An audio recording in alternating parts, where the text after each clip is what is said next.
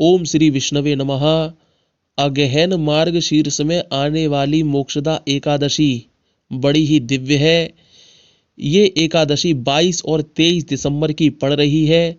अभी हम पूरी शंका का समाधान करेंगे। उससे पहले इस एकादशी को मोक्षदा एकादशी क्यों कहते हैं इसको भी जानते हैं। सुनिए ध्यान से। ये एकादशी व्यक्ति को मोक्ष प्रदान करने वाली है। जैसा कि नाम से ही स्पष्ट है, मोक्षदा एकादशी मतलब मोक्ष देने वाली। आप एकादशी का व्रत करके उसके पुण्य अपने पितरों को समर्पित कर सकते हैं। इससे आपके पितृ यदि किसी भी प्रकार के कष्ट में होंगे, दुर्गति में होंगे, तो उनके कष्टों की निवृत्ति हो जाती है, उन्हें सद्गति मिलती है, भगवान का बैकुंठ धाम उनको प्राप्त हो जाता है। अगर आप अपने जीवन में एक एकादशी का पुण्य फल भी अगर अपने पितरों को समर्पित करते हैं तो सोचिए इससे कितना बड़ा पुण्य होगा आपका। आपका पूरा जीवन सफल हो जाएगा, क्योंकि आपने अपने पूरे जीवन काल में एक बार सही लेकिन अपने पितरों को तो संतुष्ट किया, उनकी मोक्ष तो की। इससे आपके पितर आपसे बड़े ही प्रसन्न होते हैं, आपको आशीर्वाद, धन संपदा, सुख समृद्धि का आशीर्वाद देते हैं। और शास्त्रों में भी कहा गया है कि जब तक व्यक्ति के पितृ उससे प्रसन्न नहीं होते, उससे ईश्वर भी प्रसन्न नहीं हो सकते। और ईश्वर का आशीर्वाद मिलने में भी अत्यधिक विलंब होता है जब तक उस व्यक्ति के पितृ प्रसन्न नहीं होते। और आपके पितृ यदि प्रसन्न हो जाएं तो संपूर्ण कार्य होते चले जाते हैं, किसी भी प्रकार का रोड़ा उसमें नहीं आता।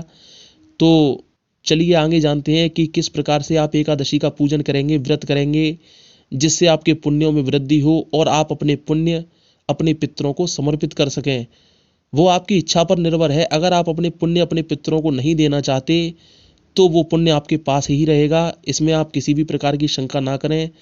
अगर आप अपने पितरों को मोक्ष दिलवाना चाहते हैं, उन्हें संतुष्ट करना चाहते हैं, तो अपने पुण्यों को अवश्य समर्पित कीजिए। मैं तो यही कहूँगा, क्योंकि आपके पितर आपके पास अनेकों प्रकार की संपत्ति, धन संपदा छोड़कर जाते हैं। तो हमारा यह दायित्व बनता है कि एक बार तो सही अपने जीवन में अपने पितरों को अपने पुण्य अवश्य समर्पित करने चाहिए। इसी मोक्षदा एकादशी के दिन भगवान श्री कृष्ण ने अर्जुन को महाभारत युद्ध आरंभ होने से पहले कुरुक्षेत्र की भूमि पर अर्जुन को गीता का ज्ञान दिया था। और ये ज्ञान पूरे 45 मिनट तक चला था और अर्जुन ने सुना भी था।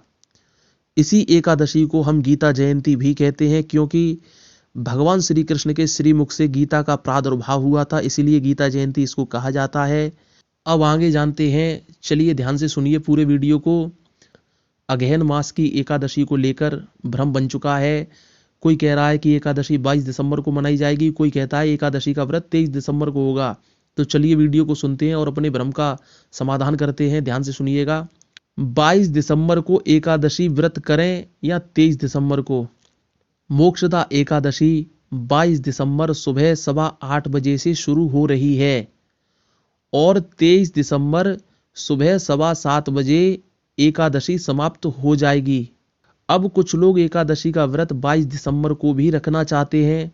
जरूर रखिए व्रत, इसमें किसी भी प्रकार का दोष नहीं लगता। लेकिन उससे पहले ये भी जानना जरूरी है कि सूर्योदय के समय जो तिथि होती है वही तिथि पूरे दिन मानी जाती है, जबकि 22 दिसंबर को सूर्योदय लगभग 7 बजे होगा और एकादशी 22 दिसंबर सुबह 8:15 बजे से शुरू हो रही है।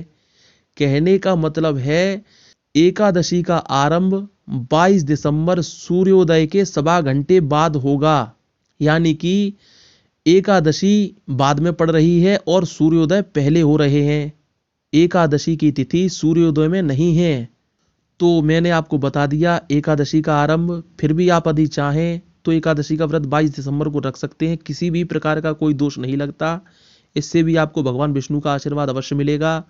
जो लोग 22 दिसंबर को एकादशी का व्रत करेंगे उनके पारायण का समय सुनिए। 23 दिसंबर दोपहर 1 बजे से लेके 3 बजे तक उसका पारायण कर लेना है। पारायण से पहले ब्रह्म मुहूर्त में भगवान विष्णु का पूजन पूरे विधि विधान के साथ आपको करना चाहिए। और भगवान विष्णु के पूजन के साथ ही माता लक्ष्मी का पूजन करना है। माता लक्ष्मी के पूजन के बिना भगवान विष्णु का पूजन अधूरा माना जाता है, इस बात का आपको विशेष ध्यान रखना है। और इन दोनों के पूजन से भी पहले भगवान विघ्नहर्ता श्री गणेश जी का भी पूजन आपको करना है। इनके बिना किसी भी प्रकार का पूजन मान्य नहीं होता। ये प्रथम पूज्य हैं। इस बात का भी आपको स्मरण रखना चाहिए। तो मैंने बता दिया 22 दिसंबर को जो लोग एकादशी रखना चाहते हैं वो रख सकते हैं।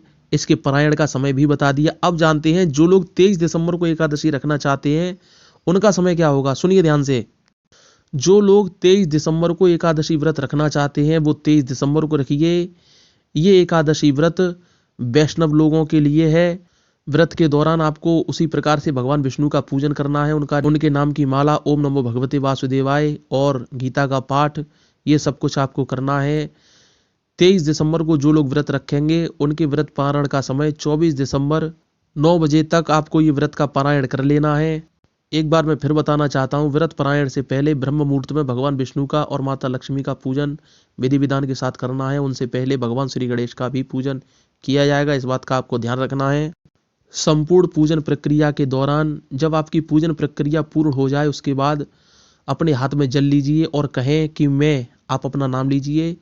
संपूर्ण पूजन और व्रत भगवान विष्णु को समर्पित करता या करती हूँ।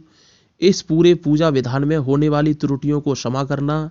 मुझे आशीर्वाद दें, मुझ पर और मेरे परिवार पर अपना आशीर्वाद हमेशा बनाए रखें और मैं अगली बार आपका व्रत और पूजन पूरे विश्वास और प्रेम के साथ कर सकूं। ऐसा कह के जल वहीं छोड़ दीजिए। इससे आपका व्रत और पूजन भगवान विष्णु को प्राप्त होगा। इसके बदले में आपको भगवान विष्णु का आशीर्वाद मिलता है, गौदान का पुण्य मिलता है, वाजपेयी यज्ञ करने का भी पुण्य आपको मिलता है। एकादशी व्रत करने से व्यक्ति का परलोक सुधरता है, अंतिम समय में कष्ट नहीं होता, कष्टों की निवृत्ति होती है और सुखों की प्राप्ति होती है एकादशी व्रत करने से। तो मैंने आपको पूरा विधि विधान बता दिया। अब ये जानते हैं कि आप अपने पुण्य फल पितरों को कैसे समर्पित करेंगे, ये भी सुनिए। इसी प्रकार से आपको हाथ में जल लेना है और कहना है, मैं, अपना नाम लीजिए, अपने पिता का नाम लीजिए। एकादशी व्रत का पुण्य फल अपने पूर्वजों को समर्पित करता या करती हूँ। हे भगवान विष्णु, मैं ये पुण्य फल अपने पितरों को समर्पित कर रही हूँ या कर रहा हूँ, इससे मेरे पितरों को मोक्ष और सद्गति मिले। ऐसा कहकर अपने हाथ का जल वहीं छोड़ दीजिए। इस प्रकार से आप अपने यदि पुण्यों को समर्पित करेंगे तो संतुष्टि मिलेगी, उन्हें सद्गति मिलेगी और आपको पुण्य मिलेगा। तो चैनल को सब्सक्राइब कर लीजिए, वीडियो शेयर कीजिए, ऐसे ही वीडियो आपको मिलते रहें। जय माँ लक्ष्मी।